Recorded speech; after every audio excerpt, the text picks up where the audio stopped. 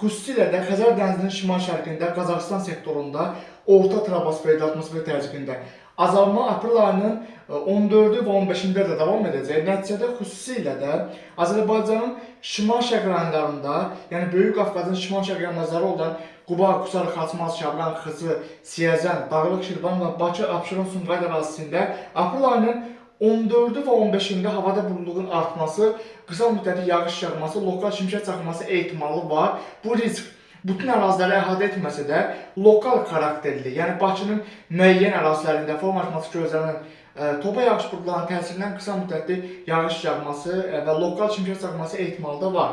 Artıq aprel ayının 15 axşama doğru artıq bu sistemin tamamilə zəifləməsi gözlənilir. Lakin aprel ayının xüsusilə də 17-sindən başlayaraq Aralıq dənizi ərazisində orta troposfer atmosfer tərkibində yenidən azalma gözlənir. Bu prosesin təsirlərinin ilkin mərhələsi Türkiyə ərazisində hiss ediləcək. Nəticədə bu sistemin təsirləri Türkiyə ərazisində aprel ayının 17-si axşamdan 18-ci 19-unda hava şəraitinin kəskin dəyişilməsi gözlənir. Çünki Aralıq dənizinin şərqində orta troposfer atmosfer tərkibində azalma artıq gözlənilir və bu bir çox modellər, xüsusən də Alman modelləri və Avropanın İsyandabliyev hava tədqiqatları mərkəzinin 100-dən artıq alt mənbə modelləri də bu siqnalı verir ki, artıq aprel ayının 17-si axşam saatlarına doğru Aralıq dənizi ərazisində kifayət qədər intensiv deyilə biləcək bir ekstratropik və subtropik tipli siklon sisteminin aktiv inkişafı gözlənir.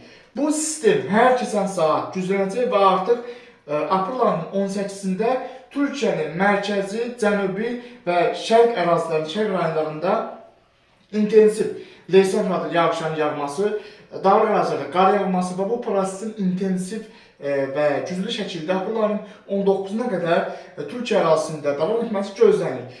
Bu proses Azərbaycan ərazisini onun üçün maraqlandırır ki, çünki bu sistem artıq aprel ayının 18-i günün ikinci yarısına doğru tədricən əvvəlcə Azərbaycanın Naxçıvan ərazisinə və Kiçik Qafqazın Daşkəsən, Gərəbə, Kəlbəcər, Şuşa, Laçın, Xankəndi, Zəngəzur və Zəngilan eyni zamanda Qazax, Ağstafa, Tovuz, Şəmkir, Gəncə, Mingəçevir, Gölcük ərazilərində artıq havada buludluğun artması aprel ayının 18-ci axşama doğru qısa müddətli şimşək çaxması, yağış yağması ehtimalı var. Bu prosesin əsas inkişafı isə aprel ayının 19, 20-si və 21-də gözlənir.